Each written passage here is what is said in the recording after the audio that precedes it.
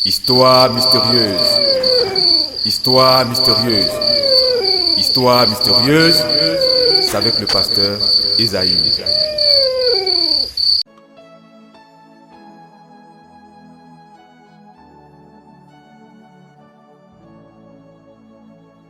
Shalom bien-aimés, que Dieu vous bénisse et que sa faveur et sa grâce abondante reposent sur vous. Alors abonnez-vous, likez, partagez les vidéos et laissez également vos commentaires. Envoyez-nous aussi vos histoires mystérieuses par note vocale, par WhatsApp. Et regardez aussi les vidéos jusqu'à la fin, parce que c'est à la fin de chaque histoire que je donne mon point de vue, mon avis, la morale de l'histoire, des conseils, des orientations, des suggestions, des prières de proclamation et de déclaration. Donc, l'histoire que vous allez écouter tout à l'heure parle d'une dame de modeste vie, c'est-à-dire qu'elle n'avait pas grand moyen, mais elle s'habillait avec des vêtements de grande valeur, des habits, des pagnes, des bijoux de grande valeur. Mais tout ceci lui provenait des cimetières. Donc, ces choses étaient vendues à vil prix. Mais sachant la provenance de ces vêtements, cette dame qui est nommée Alice n'a pas voulu se débarrasser de tous ces vêtements. Conséquence, elle va tomber malade et la mort va l'emporter. Oui, la mort va l'emporter parce qu'elle était très entêtée. Donc sans plus tarder, écoutons l'histoire. Bonjour Pasteur Esaïe. Bonjour à toute la communauté. L'histoire que je veux vous conter maintenant m'a été racontée par ma tante Hélène. C'est elle qui l'a vécue personnellement. Mais bien avant cela, je vais vous inviter à vous abonner à la page, à la chaîne, à liker, à partager les histoires pour édifier toute la communauté. Et aussi, vous avez la possibilité de raconter votre histoire mystérieuse si vous en avez. Je le disais tantôt, cette histoire m'a été racontée par ma tante Hélène. C'est l'histoire d'une de ses amies que je veux prénommer Alice. Alors, Alice était de conditions vraiment modestes, mais elle s'habillait merveilleusement bien. Elle s'habillait tellement bien que, à son passage, ou je dirais sur son passage, tout le monde se retournait pour la regarder. Les gens de son quartier étaient émerveillés par la qualité de ses vêtements, tellement ses vêtements étaient beaux. Elle portait des bijoux de grande valeur. Mais une chose intriguait plus d'une personne, c'est que malgré tous ces beaux vêtements, ces beaux bijoux, son aspect n'était pas éclatant. Elle ne reflétait pas la joie de vivre et son visage n'était pas attirant. Et un jour, comme ma tante Hélène et son amie Alice fréquentaient la même communauté chrétienne, ma tante a poussé sa curiosité pour aller lui rendre visite. Grande fut la surprise pour ma tante de constater que Alice, qui louait un entrée-couchée, elle était seule, mais elle avait à peine de la place pour sa couchette. La maison était remplie de vêtements, de beaux vêtements. Elle en avait tellement qu'elle avait à peine de la place pour se coucher. Son coffre à bijoux était rempli. Alors ma tante lui demanda comment est-ce que Alice était arrivée à s'acheter tous ces vêtements, sachant tous deux que cette dernière était de conditions vraiment modestes. Financièrement, elle n'était pas aisée.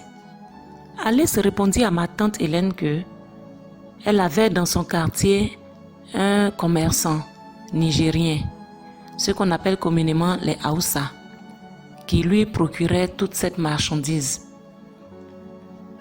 et qu'elle les achetait vraiment à vil prix. Alors elle dit à ma tante Hélène, si tu veux, je vais t'accompagner chez mon commerçant pour que tu puisses aussi t'en procurer. Ma tante Hélène était surprise. Elle demande à Alice la provenance de ses vêtements, parce que des vêtements de si grande valeur vendus à vil prix, il faut bien pousser sa curiosité pour demander la provenance. Alors Alice répond à ma tante qu'elle se fichait pas mal de la provenance de ses vêtements pourvu qu'elle puisse les acheter et s'habiller.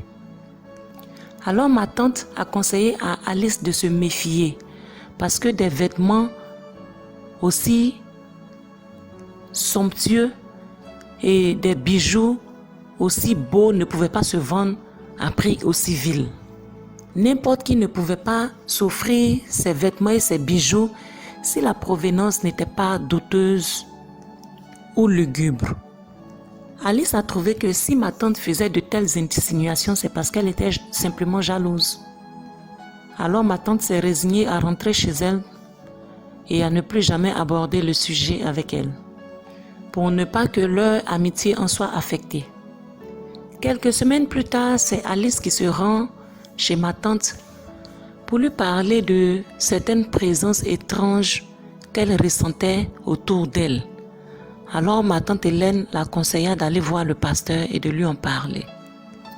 Chose qu'elle fit, elle alla donc voir le pasteur et après consultation chez le pasteur, celui-ci dit à Alice de se débarrasser de tous ses vêtements parce que ses vêtements n'avaient pas une bonne provenance.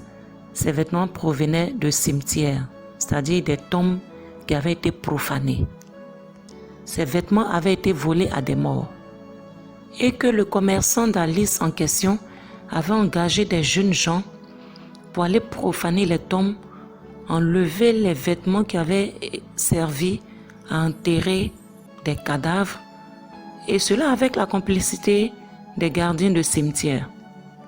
Le pasteur conseilla donc à Alice de se débarrasser de ses vêtements pour ne pas avoir de conséquences regrettables. Alice, au lieu de s'exécuter à minimiser les recommandations du pasteur, et elle s'est dit en elle-même que, avec quelques prières, des jeûnes et des prières, ça irait mieux. Pas besoin de se débarrasser de ces beaux vêtements. Alors elle s'est engagée à plus de jeûnes et plus de prières. Mais ces présences-là ne la quittèrent pas. Ces présences étrangères devenaient de plus en plus fortes. Et puis encore, Alice commençait à perdre des objets dans sa maison. Elle a aspergé de l'eau bénite dans sa maison, allumé de l'encens dans sa maison, mais rien n'y fit. Elle décide donc d'aller voir un autre pasteur pour pouvoir l'aider dans la prière. Ce second pasteur lui fit les mêmes recommandations que le premier, mais Alice continua de s'entêter. Si elle se débarrassait de ses vêtements, comment est-ce qu'elle allait désormais s'habiller? Elle qui était habituée à si bien s'habiller, à attirer les regards sur elle. Mais peu de temps se sont écoulés et Alice a commencé à se sentir mal. Elle finit par tomber gravement malade et elle commença à parcourir les hôpitaux. Mais on n'arrivait pas à détecter le mal qui la rongeait exactement. Et lorsqu'elle sentit sa fin arriver, elle finit par confesser son entêtement. Mais c'était déjà trop tard. Et elle succomba.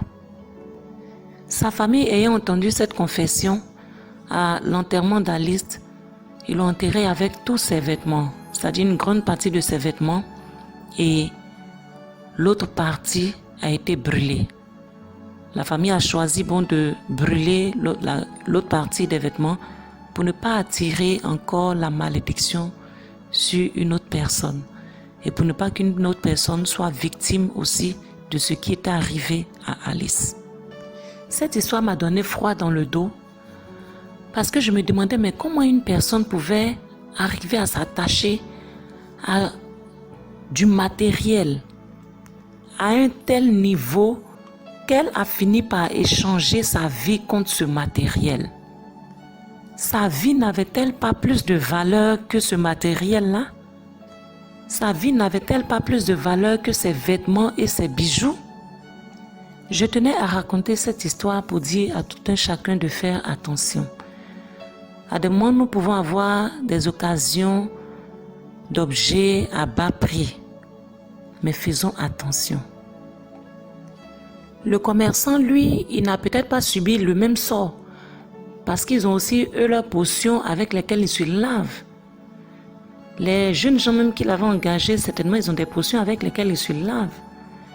Elle, à son tour, Dieu aurait fait grâce si elle avait écouté la voix de Dieu. Ce n'est pas comme si Dieu l'avait abandonnée.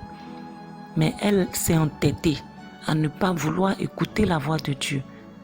Et la mort l'a emportée. C'était donc mon histoire mystérieuse, Pasteur Esaïe. Merci. Merci à toute la communauté. Voyez-vous, bien-aimés, ce qui a tué Alice, ce n'est autre chose que l'entêtement. Oui, je dis bien l'entêtement. L'entêtement est un vilain défaut. Et quand le diable veut vous détruire, il endurcit votre cœur. Il passe par l'entêtement au point où vous devenez très entêté, imperméable au conseil. Même quand vous savez que vous êtes sur la mauvaise voie et que vous savez que le chemin que vous empruntez peut vous conduire à la mort, en tout cas, vous vous obstinez et vous restez sur votre position. Mais je prie afin que le Seigneur te délivre de tout entêtement au nom de Jésus. Dans cette histoire, il s'agit de vol. Oui, mais pas de vol dans n'importe quel lieu, dans n'importe quel endroit. Il s'agit de vol dans un cimetière. Et donc, n'importe qui ne peut pas profaner un cimetière. N'importe qui ne peut pas se permettre d'aller voler dans un cimetière. Si vous n'êtes pas un initié, ce n'est pas possible. Si vous n'avez pas été d'abord préparé à cela, ce n'est pas possible. Et vous ne pouvez pas porter un objet. Vous ne pouvez pas recevoir quelque chose provenant des cimetières et vous allez réussir. Non, ce n'est pas possible. Parce que c'est dans les cimetières que résident les démons. C'est dans les cimetières que se trouvent les esprits de mort. Donc, utiliser quelque chose qui vient d'un cimetière vous expose à de grands dangers. Oui, à de graves maladies qui peuvent vous conduire jusqu'à la mort. Et donc, c'est le lieu pour moi de vous donner ces quelques conseils. Si un féticheur, un marabout, un devin vous demande d'aller vous laver dans un cimetière, d'aller dormir dans un cimetière, d'aller prendre ou déposer quelque chose dans un cimetière, de faire l'amour dans un cimetière, je vous en supplie par la compassion de Jésus-Christ, il faut catégoriquement refuser. Refusez parce que vous allez vous faire posséder par des démons, par des esprits de mort qui vont ruiner votre vie et précipiter votre mort, c'est-à-dire une mort physique précoce. C'est ce qui vous attend. Quand nous lisons dans le livre de Luc 24, le verset 5, il y a un groupe de femmes très tôt le matin qui sont allées à la tombe de Jésus pour voir s'il était là. Et ils ont trouvé 2 personnes habillées en habit blanc, certainement qu'ils étaient des anges. Et voici ce que ces 2 personnes vont dire à ces femmes-là. Donc ces femmes, il s'agit de Marie de Magdala, de Marie, mère de Jacques et de Jeanne. Donc ces anges vont dire à ces femmes-là, pourquoi cherchez-vous parmi les morts celui qui est vivant? Donc les morts et les vivants n'ont pas de lien. Un mort ne peut pas t'apporter la solution à ta préoccupation, à ton problème. Bien au contraire, ta solution n'est pas dans les cimetières. Bien au contraire, c'est plutôt la mort et les problèmes que tu ne feras que rencontrer dans ces lieux. Alors, bien-aimés, chers internautes, de façon générale, faites attention aux sources de provenance de tout ce que vous achetez. Oui, parce que vos achats, les objets que vous achetez, peuvent provenir de sources diaboliques, de sources maléfiques. C'est pourquoi il est toujours important de prier sur tout ce que vous achetez et que vous envoyez chez vous et que vous portez. De toujours prier, surtout si ce que vous achetez sont des objets de seconde main, c'est-à-dire qui ont été déjà utilisés par une personne. Alors, depuis quelques années, il est possible de s'habiller moins cher avec, en Côte d'Ivoire, ce qu'on appelle les balles cassées. On les appelle les yugu-yugu, certains les appellent les brodes. En tout cas, c'est des habits de seconde main qui sont vendus moins cher, en tout cas moins de 500 francs CFA. Et surtout pour les femmes, c'est vraiment moins cher. Et on peut s'habiller aujourd'hui moins cher et bien s'habiller. Mais puisque c'est des habits, des vêtements de seconde main, comme je le disais tantôt, il faut d'abord les laver proprement avec de l'eau de Javel et ensuite prier sur ces habits-là. Parce que vous ne savez pas de quelle source viennent ces habits. Donc, priez sur ces habits pour annuler toute influence que ces habits pourraient avoir sur vous. Pour terminer, je veux revenir sur le cas d'Alice.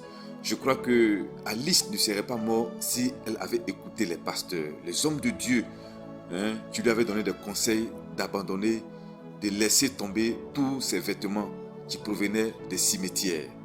Alors souvent, quelque chose peut ne pas t'arranger.